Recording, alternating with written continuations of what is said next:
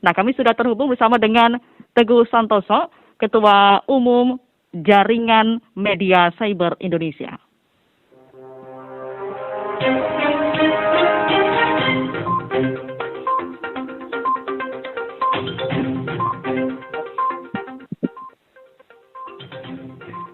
Ya, selamat pagi Pak Teguh. Selamat pagi, Mbak Aska.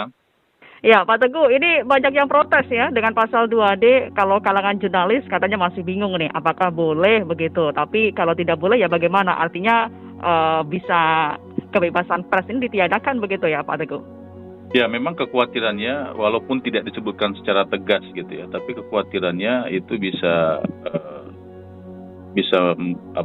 mengenai kalangan pers juga, karena di situ disebutkan masyarakat dan media ini kan bagian dari masyarakat ya. Jadi ini bisa jadi abu-abu, apalagi di pasal 3. Nah, pasal 3 itu ada istilah diskresi kepolisian. Nah, diskresi ini kita khawatir nanti arahnya sangat subjektif ya. Diskresi ini kan seperti cek kosong gitu, yang bisa jadi kita nggak pernah tahu ada aturannya gitu ya, dari kenal publik, dari kenal masyarakat gitu. Jadi itu, di sisi lain juga kita melihat begini, yang sudah juga kita sampaikan bahwa maklumat Kapolri ini, pertama kita tidak mengerti posisinya itu di mana dalam sistem hukum kita gitu ya, apakah ini sumber hukum atau bagaimana. So kita tidak gitu ya, apakah ini internal kita juga tidak paham gitu, karena objeknya kita lihat adalah masyarakat yang termasuk pers di dalamnya. Ya, nah, betul. Berikutnya yang kita juga sudah sampaikan,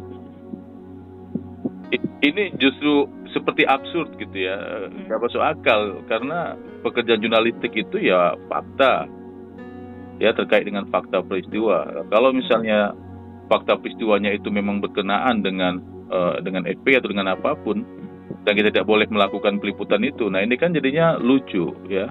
Makanya sekarang kalau kita perhatikan tuh, cara orang menulis kata HRS saja udah lain-lain. Cara orang menulis kata FPI juga sudah lain-lain, karena kalau misalnya itu dituliskan di katakanlah platform media sosial Facebook misalnya, sudah banyak laporan yang mengatakan bahwa tidak bisa ditulis nama FPI atau Habib Rizik di Facebook, akan di-ban gitu ya. Jadi kelihatannya polisi kita akan melakukan hal yang kurang lebih sama. Nah, ini yang kita cegah. Kita tahu bahwa pihak kepolisian pasti punya itikat baik ya untuk mengawal SKB itu, surat keputusan bersama itu gitu. Tapi di sisi lain kita juga tahu bahwa hal-hal semacam begitu sangat eksesif gitu ya. Kita khawatir terlalu overexpose sehingga akhirnya kontraproduktif, malah orang jadi berpikiran yang lain-lain tentang mengapa yang satu ini disikapi sedemikian rupa oleh lembaga-lembaga pemerintah. Baik, Pak Teguh, memang ini cukup dilematis begitu ya Pak Teguh, terkait dengan pasal 2D, kemudian juga pasal 3 tadi yang disebutkan begitu. Kalau dari Mabes Polri itu sudah menyatakan boleh sebenarnya jurnalis, tapi kalau di daerah kan kita tidak tahu apakah penerapannya akan sama begitu. Iya, memang pihak Mabes Polri juga sudah menyampaikan pernyataan ya bahwa tidak seperti itu. Saya kira Mabes Polri juga tidak menyangka responnya akan sedemikian rupa dari kalangan pers gitu ya. Nah, tapi yang saya katakan tadi, ini kan bisa jadi abu-abu, jadi multitafsir kan, jadi multitafsir. Jadi saya kira mestinya tidak dituliskan hal seperti itu, karena nanti tadi sudah Mbak katakan bahwa di daerah-daerah implementasinya bisa lain. Kita bisa, kawan-kawan di daerah nanti bisa berhadapan dengan polisi. Kita juga jadinya di Jakarta juga kerepotan ya, karena larangannya jelas kok gitu ya, larangannya jelas. Maksud saya gini, isi tertulis dari maklumat itu kan jelas gitu ya. Tidak, di situ tidak disebutkan tidak disebutkan tidak berlaku bagi pemberitaan gitu, tidak disebutkan. Tidak spesifik begitu Pak? Tidak disebutkan termasuk di dalamnya praktik jurnalistik, juga tidak disebutkan di dalamnya itu tidak termasuk praktik jurnalistik. Nah, di pasal 3-nya disebutkan diskresi. Nah, ini yang nanti akan merepotkan. Sekarang mungkin belum ada kasus ya, ini akan merepotkan. Nah, kita berharap bahwa kita semualah ya paham bahwa menegakkan hukum itu ya harus di bawah koridor konstitusi. Toh konstitusi kita sudah melarang. tidak hanya untuk media, tapi juga untuk masyarakat umum memperoleh informasi, ya, mencari informasi itu adalah bagian dari hak asasi kita yang memang sudah diatur dalam konstitusi. Dan ini yang agak lucu. Jadi orang dibiarkan atau tidak diberi channel, gitu ya, tidak diberi kanal yang jelas, ya. Orang dibiarkan untuk meraba-raba di kegelapan. Nah, nanti akhirnya malah sesuatu yang tidak diperoleh dari ruang yang terang benderang itu kan malah menurut saya kok malah lebih mengancam gitu. Ya, jangan sampai hukum kita karu-karuan begitu ya Pak Teguh ya. Ya, kira-kira begitu, Mbak. Kalau masyarakat yang mengambil dari konten produk dari jurnalistik ini juga bagaimana nanti nasib mereka begitu? Kalau mereka sendiri kan tidak boleh mengupload begitu ya. Tapi kalau dari mengambil konten jurnalistik bagaimana nih Pak? Nah, itu pertanyaannya buat polisi, bukan buat saya itu. Tapi kalau pengamatannya bagaimana harusnya? Iya, kalau misalnya menggunakan maklumat itu sebagai satu perintah yang berlaku umum untuk semua masyarakat, ya jelas kan tertulis itu tidak boleh, dilarang mengakses.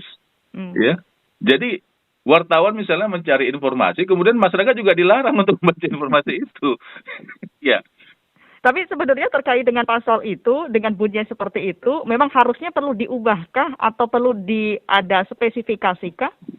Ya, saya rasa itu semua kembali ke kawan-kawan kita di kepolisian ya. Mereka pasti sudah mencermati perkembangan ini ya. Yang bicara juga tokoh-tokoh pers sudah menyampaikan, pakar-pakar hukum juga sudah menyampaikan. Ya, mereka mesti merumuskan. Kita juga tidak perlu mengajari gitu, karena saya pikir juga mereka paham apa yang sedang mereka lakukan gitu ya. Tapi inilah respon kita gitu. Ini kan absurd. Kita media disuruh menginvestigasi gitu ya kan, atau misalnya meliput hal sederhana aja lah, penurunan billboard ya, organisasi ini, FPI ini. Nggak bisa diberi, itu boleh misalnya jurnalistik boleh gitu, pers boleh ya, pers beritakan. Nah, tapi kemudian publik tidak boleh mengakses. Kemudian untuk apa dong? Untuk apa kita bikin berita begitu ya Pak ya? Iya, jadi ini yang saya bilang ini eksesif, ini absurd gitu ya. Saya nggak tahu barangkali apa. Kita habis pikir. Kayaknya zaman seperti ini nggak mungkin keluar aturan-aturan seperti ini. Gini, demokrasi ini sudah sebuah metode, sudah sebuah mekanisme hidup yang paling baik menurut saya. Tidak sempurna barangkali karena perlu waktu, iya gitu. Tapi ini mekanisme yang paling baik. Semua ada koridornya, semua ada jalan keluarnya. Pembubaran ormas juga tidak bisa serta-merta. Ada proses yang dibutuhkan, proses hukum pengadilan. Nah, itu tidak dilakukan. Kemudian ada maklumat Kapolri ini yang justru dikedepankan. Ini kan membuat orang jadinya bertanya-tanya. Mengapa dalam di bawah payung demokrasi yang kita agung-agungkan, ada praktik-praktik yang kelihatannya tidak memandang demokrasi gitu. Nah, ini kita sayangkan. Kita sih mengajak semua pihak lah. Mengajak semua pihak untuk kita duduk lagi, tenang gitu ya. Kita ini mau menyelesaikan satu persoalan yang ya kita sadar bahwa ini dampak sosial politiknya sangat luas gitu. Kita sadar, ayo kita duduk sama-sama ya, kita tenangkan dulu pikiran apa yang bisa kita lakukan. Jangan sampai nantinya jadi kontraproduktif seperti sekarang ini. Dugaan kan kemana-mana akhirnya, dugaan kemana. Iya, betul. Pak Teguh, ini kan sebagai Ketua Umum Jaringan Media Cyber Indonesia, apa yang nantinya akan dilakukan begitu dengan maklumat Kapolri ini? Ya, kan sudah jelas. Pertama, Dewan Pers, Pak Muhammad Nuh, Ketua Dewan Pers sudah mengatakan bahwa media tetap bisa melakukan pekerjaan, peliputan, pemberitaan, ya, menggali informasi terkait dengan FPI, Habib Rizik, dan seterusnya, termasuk juga terkait dengan pembubaran dan pelarangan organisasi itu statement dari Ketua Dewan Pers. Dan kemudian pihak Polri juga sudah menyampaikan itu. Saya kira di 2 hari yang lalu juga mereka langsung respon di tanggal 1 itu sore malam.